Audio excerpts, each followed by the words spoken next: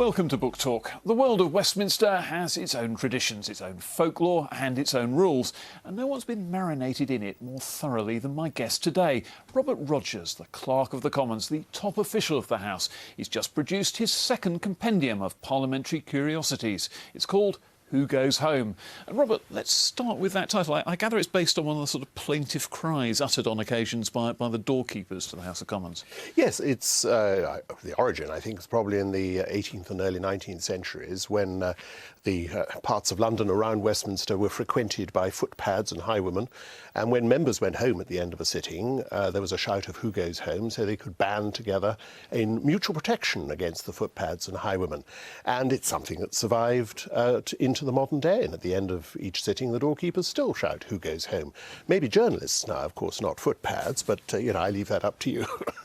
So they're properly protected. But it's amazing how many of these survivals there are, the little ribbons that support members' swords that are no longer brought in and haven't been brought into the chamber for generations, all those kind of things. Why is it, what was it made you decide to put some of these ideas into a book, just describe some of the curiosities of parliamentary life?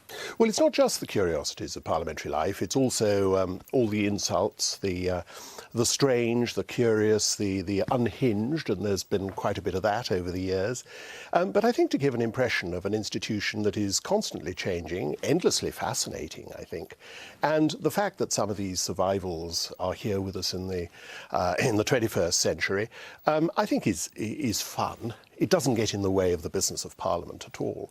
And some of them, I mean, everybody thinks when a member goes into the chamber that he or she is bowing to the Speaker.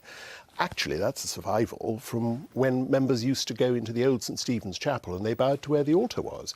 And that takes us back to 1547, so that's an oddity. But it doesn't harm anybody, and it's rather quaint and rather picturesque, I think. And there is this feel about Westminster that it's a world to itself. And people are very reluctant to change sometimes, even the smallest aspects of it. I mean, only recently the House laboured long and hard to decide to make really comparatively minor changes to its sitting hour, an hour move forward here, an hour move back there. Resistance to change is part of the Westminster culture because people don't know if I almost think there's a subconscious fear that if something comparatively minor looking is tinkered with, the whole edifice might suddenly morph into something quite different. I think some people may think that. I don't think there's a particular reason to. I quite like the dignified, I mean, look at the clothes I'm wearing now. I quite like the dignified framework because, and I think a lot of people outside rather like that. But in many ways, I think that can it produces a safe space for the rough and tumble of politics. And I think it's very important not to confuse what you see with the substance of what's going on. And I always give as an example of that, you look at a select committee meeting in one of the committee rooms in the committee corridor in the House of Commons, and there's linen fold panelling and green leather chairs and old oil paintings on the wall.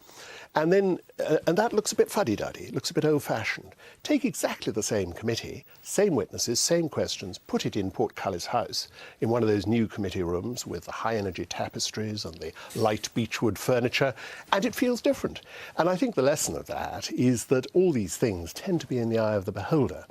And I'm a great believer, not in, I think modernisation is one of those misleading words. It means change of which the person speaking approves. I much prefer effectiveness. And that should be the judgment. How effective is Parliament at doing the job that people expect it to do? And just going back to your point about how change is so slow, you look at the change over the last 2 or 3 years, and it's been at an exhilarating pace. I've been there for 40 years, and I think we've changed more over the last 3 years than ever before. We've got the Backbench Business Committee, we've got topical questions, we've got all sorts of things changing. Select committees are with their chairs elected and their members elected. They've embarked on a new era of self-confidence, I think. They've already a fantastic jewel in the crown, but even better now. So looking at all the various quirks and curiosities of Parliament that you do recount in the book, amongst the many other bits, what's your favourite? I don't think there is a favourite. I think it's a sort of tapestry of, as I say, of insult and oddity. I mean, it's everything from people say, oh, the Elizabeth Tower, you know, where the great clock is falling down. And actually, its tilt is 0.26 degrees out of the vertical, compared with the Leaning Tower of Pisa, which I think is a bit over 4 degrees. And as a very distinguished structural engineer said a few months ago, the clock tower will fall down, the Elizabeth Tower will fall down, but in about 4,000 years. And then, you know, things, what have people said about journalists, Mark? You know, I hesitate to put this to you, but there's the Duke of Wellington says, what are we to do with these fellows? We have no control over them. My God, for my part, I will have nothing at all to do with them. So I think you find that there are many ancient echoes in modern attitudes as well. I mean, one of the big shocks to the Westminster system that you document in the book is a chapter marvellously called Emotions and Enormous Hats, is the eventual arrival of women, which is only just over a century ago now that Nancy Astor first passed through the portals of the Commons. If indeed it was even a century, I think it might be slightly under a century. But yes, indeed. That has been a very slow-burning culture change, because it took quite a while before there was, if you like, a critical mass of women members.